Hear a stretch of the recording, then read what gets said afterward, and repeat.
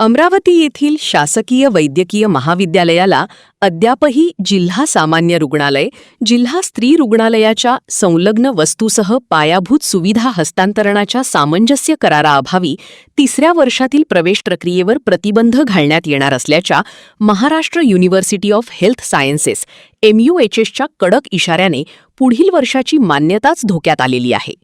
लोकप्रतिनिधी या मूलभूत बाबींची पूर्तता करण्याऐवजी महाविद्यालयाची जमीन, त्यांतून निर्माण होणारे बांधकामाचे ठेके आणि हे महाविद्यालय कोण्या मतदारसंघात होणार या कलगीतुऱ्यात अडकले असल्याचे दुर्दैव चित्र निर्माण झाल्याच्या पार्श्वभूमीवर हे महाविद्यालयच धोक्यात आल्याचा जळजळीत कटाक्ष माजी पालकमंत्री डॉक्टर सुनील देशमुख यांनी केलेला आहे. जागतिक आरोग्य संघटनेच्या मानकाप्रमाणे 1000 लोकसंख्येमागे एक डॉक्टर असणे आवश्यक आहे. महाराष्ट्र राज्य हे भारतातील प्रगत राज्य असून शैक्षणिक क्षेत्रात विशेषतः वैद्यकीय शिक्षणाच्या क्षेत्रात अग्रगण्य मानले जाते. तथापि महाराष्ट्र राज्याची आर्थिक पाहणी 2020-21 नुसार महाराष्ट्र राज्यात प्रति 1000 लोकसंख्येमागे डॉक्टरांचे प्रमाण हे फक्त 0.84 इतके आहे, जेव्हा की देशपातळीची सरासरी ही 0.90 इतकी असून महाराष्ट्रामध्ये देशपातळीच्या तुलनेत डॉक्टरांची संख्याही कमी आहे.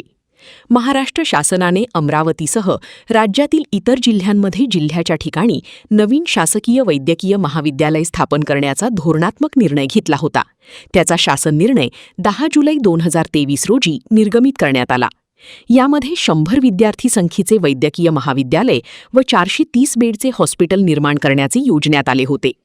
जोपर्यंत या नवीन वैद्यकीय महाविद्यालय व रुग्णालयाची इमारत, पायाभूत सुविधा निर्माण होत नाही, तोपर्यंत त्या जिल्ह्यातील जिल्हा सामान्य रुग्णालय, जिल्हा स्त्री रुग्णालय हे 7 वर्षांकरिता कोणतेही शुल्क न आकारता या नव्याने स्थापित वैद्यकीय महाविद्यालयांना पायाभूत सुविधा म्हणून हस्तांतरित करण्याचे शासनाने निर्धारित करून तसा शासन निर्णय 4 एप्रिल 2024 निर्गमित केला.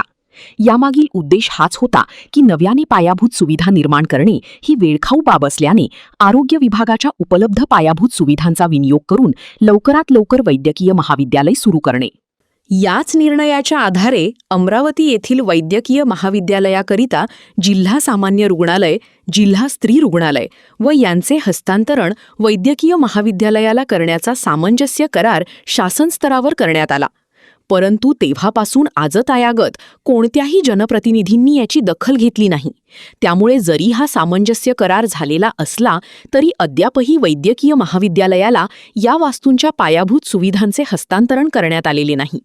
वैद्यकीय महाविद्यालयासाठी अत्यंत मूलभूत असलेल्या या गोष्टीसाठी प्रयत्न न करता हे महाविद्यालय कोणत्या मतदारसंघात व्हावे याची चढाओढ लागलेली आहे.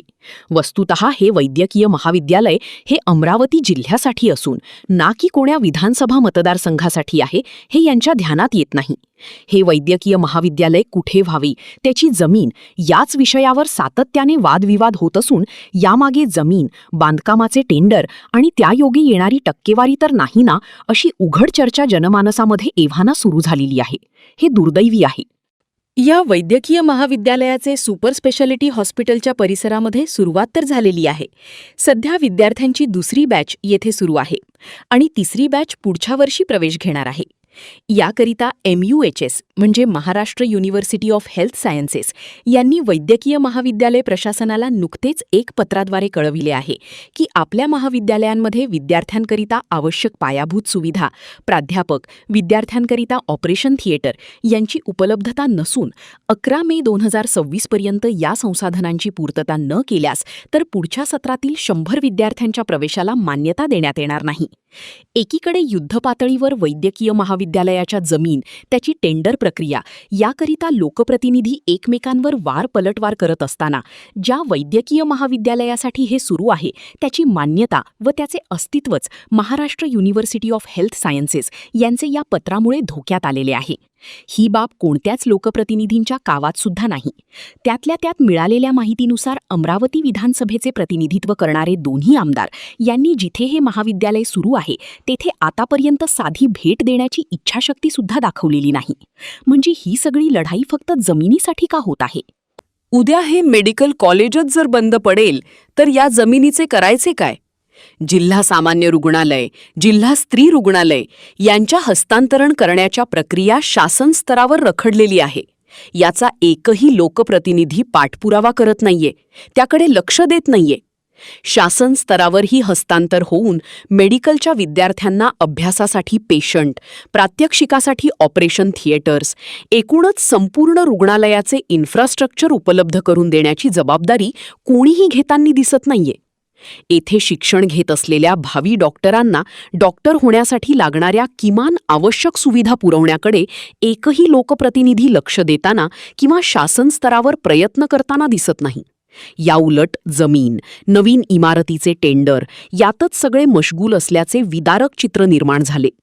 प्रत्येक जिल्ह्याच्या ठिकाणी वैद्यकीय महाविद्यालय या शासन धोरणानुसार अमरावतीला मिळालेले हे वैद्यकीय महाविद्यालयाची मान्यता रद्द झाली किंवा उद्या चालून जर हे बंद पडले तर याचे पाप नाकर्ते लोकप्रतिनिधी यांचे शिरावर असणार आहे.